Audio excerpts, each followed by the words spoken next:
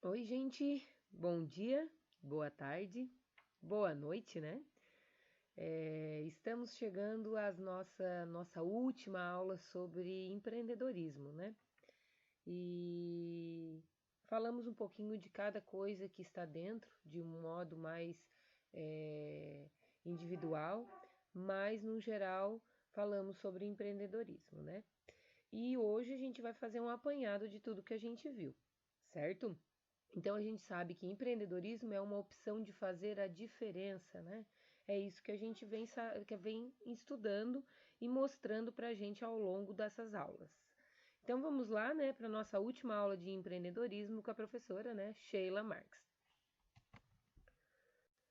Então, dentro de empreendedorismo, a gente conheceu um pouquinho da história, né? Que o empreendedorismo é uma revolução silenciosa que será para o século XXI, mais que a revolução industrial foi para o século XIX.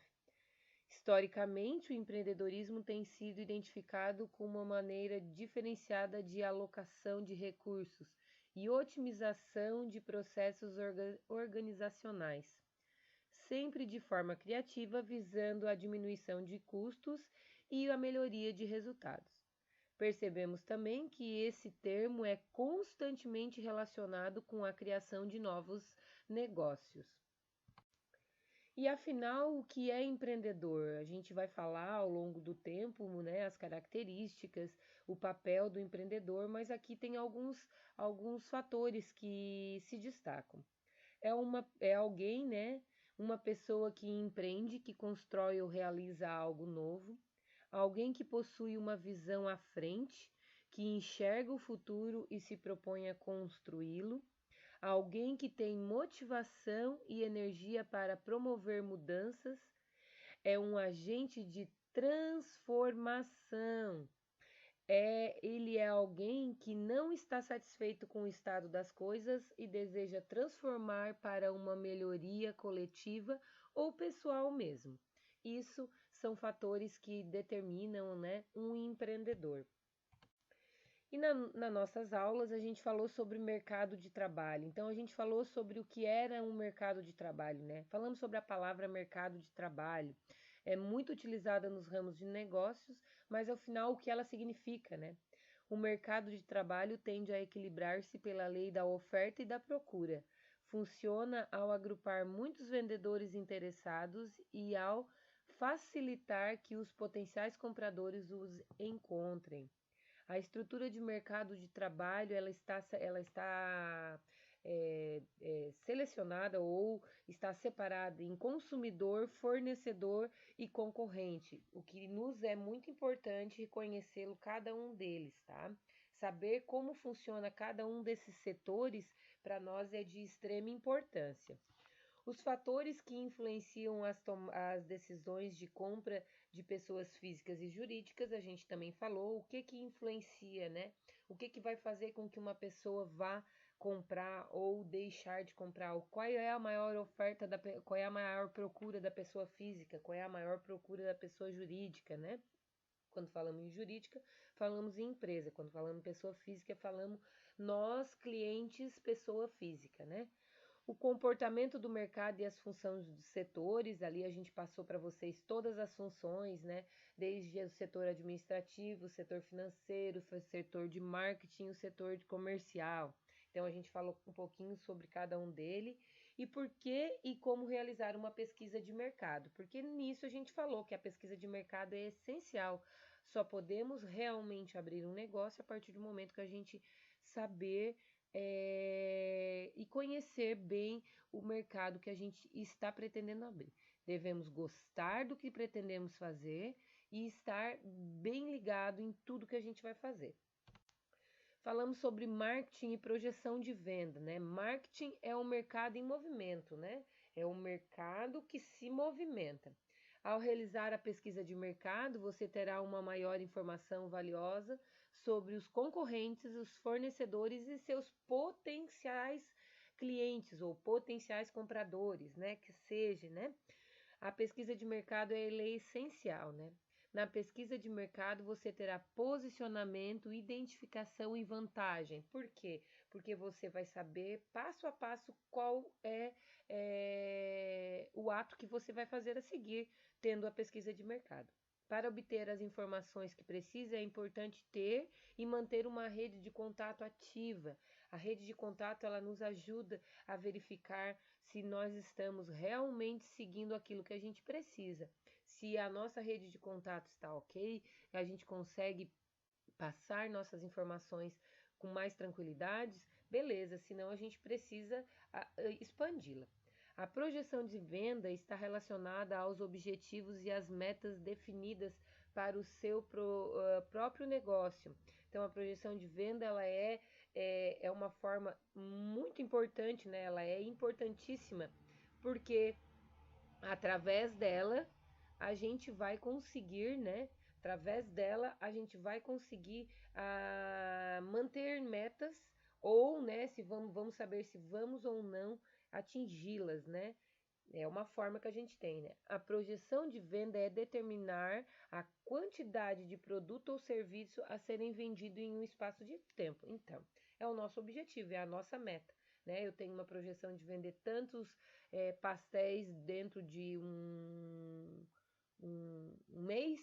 Então, a minha projeção é que eu consiga atingir, né? Eu tenho essa projeção, agora eu tenho que fazer de tudo para que essa projeção se realize. Falamos também sobre o conceito e o papel do empreendedor, né? E dentro disso a gente viu que existem dois grupos no mundo, né? Os que fazem acontecer e os que esperam acontecer. O empreendedor, ele sempre vai estar no primeiro grupo, nos que fazem acontecer, né? Falamos também sobre qual é o papel que o empreendedor desenvolve, né? Ele visualiza, ele planeja e monitora, ele mobiliza, ele é um agente de agregação, ele realiza, né? E ele quebra a rotina e transforma o mundo. Então, todos esses são fatores que influenciam o papel do empreendedor, né? E a gente viu que o empreendedor não age sem planejar cada passo, porque tudo para o empreendedor é planejado, passo a passo, tá? Ele não dá um passo à frente sem saber o que está planejando, né? Porque tudo tem o seu determinado momento. Falamos sobre empresário e empreendedor. A gente já viu o que é um empreendedor e o empresário, né? O empresário, ele é aquele que desempenha de forma profissional atividades econômicas, né? E o objetivo é a fabricação de produtos ou oferta de serviços, sempre através, né, da geração de lucros. Ele busca a geração de lucro, então ele é um empresário, ele não é um empreendedor, certo? A gente já viu isso também. E a gente viu a atitude de um empreendedor. O empreendedor, ele tem várias atitudes, né? Ele tem vários, né? O empreendedor, né, é aquele que inicia algo novo, que vê o que ninguém vê. É uma das atitudes, né? Ele, ele é uma pessoa que pensa no futuro, mas com os passos firmes no seu presente, certo? Isso tudo são fatores. E a gente viu também as características do empreendedor, do comportamento de um empreendedor, né? Que existem muitas, mas entre elas estão a persistência, estão a capacidade de ver além, e assim vai. Então, existem muitas, são 10 comportamentos que fazem com que o empreendedor se destaque, certo? E isso tudo é muito importante. E dentro disso também, né, dos conceitos de papel, a gente viu que existem metas, né, que o empreendedor ele procura ter metas, né, e a meta é o alvo que se pretende atingir, né, e ela deve ser sempre seguida, né, ela deve ser sempre estar ligada a SMART. O que é SMART, né? São processos que a gente deve acompanhar. Um é direcionado ao tempo, outro direcionado à qualidade, a outro ao específico, qual é o objetivo que realmente, né, a gente quer alcançar. Então, a nossa Smart, ela nos define bem. Mas tudo isso está nos slides de vocês que já foram passados, né? Só estamos fazendo uma revisão.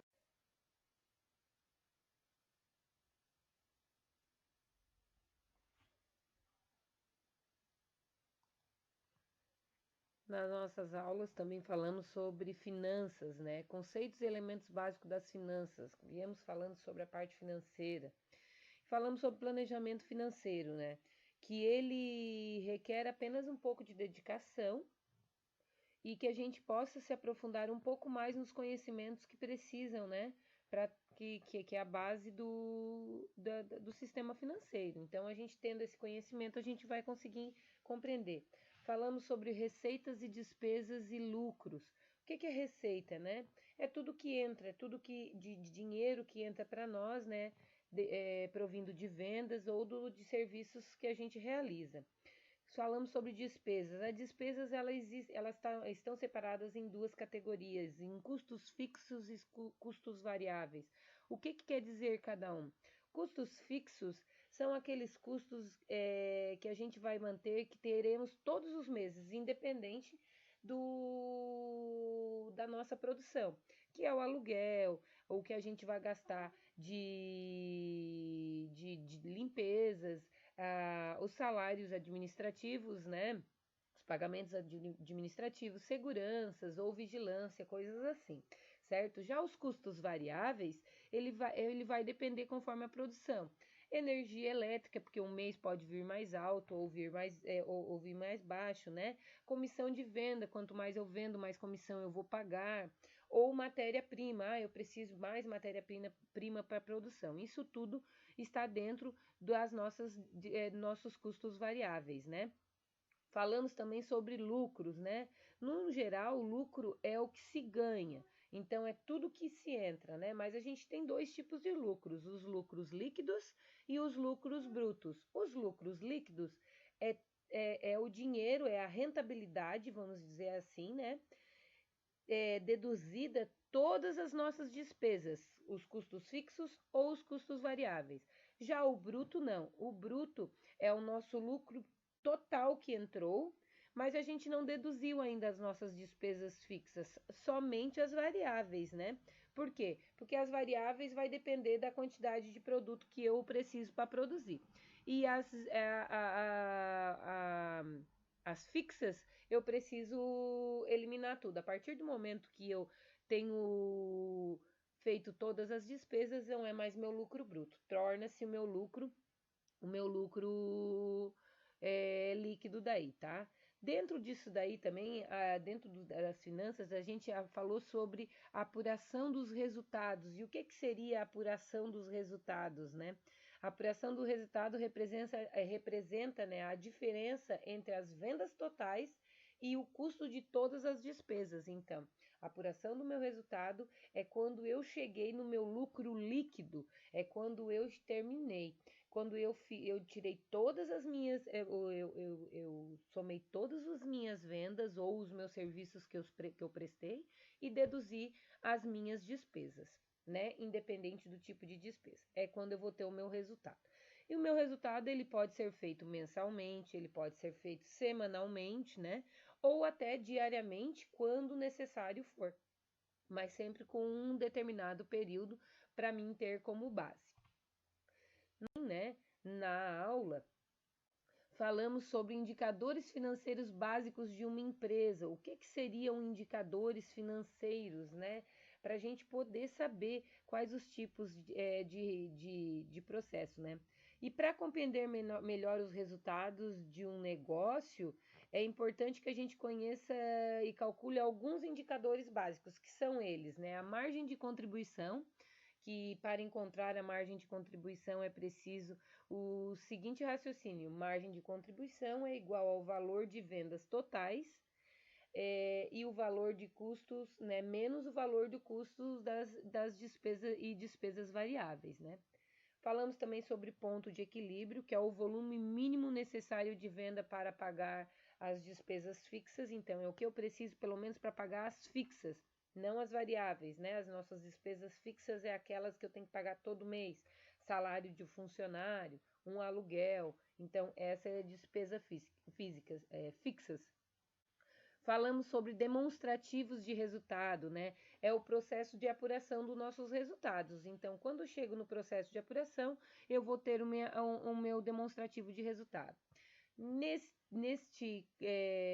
Nesta aula, a gente também falou sobre o que era a provisão e o prolabore. Então, o que é a provisão? São expectativas de obrigações ou de perdas de valores resultantes da aplicação dos princípios contábeis, da prudência, né? O que significa isso? São as nossas provisões, o que a gente tem de obrigação que não pode deixar sem pagar, né, a longo prazo. E o prolabore? O prolabore é o nome dado à remuneração, né, ao valor pago ao administrador, ao dono. Porque a gente precisa estar sempre ciente que a gente precisa separar o financeiro pessoal do financeiro da empresa. Para isso, o prolabore existe, porque a gente vai poder como se o dono da empresa tivesse um salário mensal também. Então, esse é o prolabore dele, certo? Falamos também sobre fluxo de caixa, né? E daí a gente falou bastante sobre fluxo de caixa, né? Mas a gente viu alguns conceitos básicos e algumas coisas que eram importantes para nós, né? Que o fluxo de caixa serve basicamente para planejar o quanto vamos gastar e como vamos receber a cada dia ou semana. É uma ferramenta de planejamento, né? Dentro dos fluxos de caixa, a gente viu os itens que compõem, que é o saldo inicial, a entrada, o saldo final e a saída, né? Saldo inicial é o saldo que eu vou iniciar o dia. A entrada é tudo que entrar, seja em dinheiro, ou em cartão, ou em cheque. É tudo que vai entrar de recursos, né? A saída é tudo que eu vou pagar naquele dia. E o meu saldo final é tirando todas as despesas, eu vou saber quantos que vai ficar no final do dia, certo? Falamos também sobre capital de giro, né? E o que seria o capital de giro, né? É o valor que a empresa necessita para cobrir seus gastos antes da entrada dos recursos provenientes das vendas, ou seja, o capital necessário para financiar a continuidade das operações da empresa, como recursos para financiamentos aos clientes, né? Nas vendas a prazos. Vamos lá, eu tenho um produto, eu vendi ali para pagar mês que vem, mas eu vou ter que pagar o meu fornecedor antes. Mas para o cliente eu fiz para ele pagar o mês que vem. Então eu vou ter que ter um capital que possa me manter para eu pagar o meu fornecedor antes, né? Até entrar um dinheiro do produto que eu vendi para o meu cliente. Isso é um capital de giro, certo? E a gente falou também sobre diagnosticando a situação financeira. Foi um outro título, né? Um outro tema que a gente falou. E o que significava isso, né? Que a gente tinha que analisar a situação financeira, né? Antecipar-se aos pagamentos é aproveitar uma futura sobra de caixa e negociar descontos, né? Falamos sobre desequilíbrio de caixa, algumas causas que podem provocar desequilíbrios de caixas, como elas, né? Vendas reduzidas, estoques elevados e caixa reduzido, né? Vendas que não geram lucro, isso são causas de desequilíbrios de caixas. E o que a gente precisa estar fazendo para que isso se regularize, né? Estabelecer metas, a gente precisa analisar e reduzir o nosso estoque, são exemplos, né? Pesquisar com fornecedores e negociar preços mais viáveis, isso tudo são formas que a gente precisa estar vendo. Dentro do diagnosticando o sistema financeiro, a gente também viu o que é lucratividade, que é o quanto a empresa lucra por item vendido ou faturado, rentabilidade, que é a quantidade, que é o quanto sua empresa lucra anualmente em cada investimento que realiza, né? E a gente viu que há 9 princípios indicativos, né, indicadores de desempenhos de uma empresa, que são margem bruta, margem EBITDA, falamos sobre margem líquida, custos fixos e custos variáveis, margem de contribuição, ponto de equilíbrio, liquidez corrente, indicadores de coberturas de juros e o ROIC, né, que é o retorno sobre o capital investido. Responsabilidade social. Ela tem como princípio a necessidade de que a empresa adote uma postura mais responsável por suas ações, uma exigência feita pelo próprio mercado. Ela também se preocupa com a qualidade ambiental e a justiça social. Sustentabilidade de uma empresa. Existem dois tipos de públicos, os diretos e os não diretos. Os diretos é aqueles que a gente tem contato diariamente, que a gente precisa para movimentar nossa empresa. E os não diretos é aquele que indiretamente a gente acaba precisando também. Tornar-se socialmente responsável é uma responsabilidade social. Podemos dizer que a RSE, ou responsabilidade social, é uma forma de gestão de negócio na qual todas as suas práticas são baseadas no respeito a todos os seus públicos. E a importância da conduta ética no trabalho, né? A ética profissional é imprescindível para que a conquista do sucesso no mercado de trabalho. É necessário cuidar da ética para que para não anestesiarmos a nossa consciência e começarmos a achar que tudo é normal. A ética deve ser algo de pessoa e não consequência de uma exigência de sua empresa. Ela tem que vir de dentro, ela tem que vir com a pessoa. Não é porque a minha empresa quer que eu haja dessa forma que eu preciso agir. Eu preciso agir porque é a forma correta que eu devo agir. A ética no trabalho está diretamente relacionada à honestidade, pois não há como ser ético sem ser honesto. Um profissional ético deve ser íntegro, deve ter integridade, responsabilidade, retidão, meritocracia. Ele deve merecer estar ali e fazer aquele papel. Capacidade de reconhecer os erros. Errou? Corrija. É sua responsabilidade.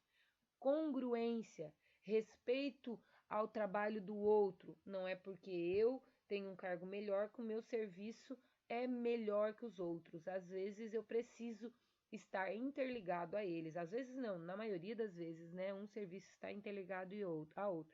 E equidade, que é quase a mesma coisa que igualdade. Somos todos iguais, nem melhores nem piores que outras pessoas. Precisamos estar sempre com isso bem aflorido no nosso ser, para poder darmos continuidade. Né? E para finalizar, né, a felicidade é imprescindível, né, para o bom desempenho profissional. Isso determina um empreendedor. Né? Então, dúvidas, eu continuo à disposição. A aula final, né? Essa é a nossa aula final da disciplina de empreendedorismo. Obrigado a todos por estarem junto durante essas aulas que a gente esteve, né? Que teve até agora, né? O que precisarem, estou à disposição sempre. Entrem em contato. Vocês terão uma avaliação para fazer, né? Que está na plataforma. Entrem lá e façam essa avaliação. Um beijo no coração de vocês e até a próxima.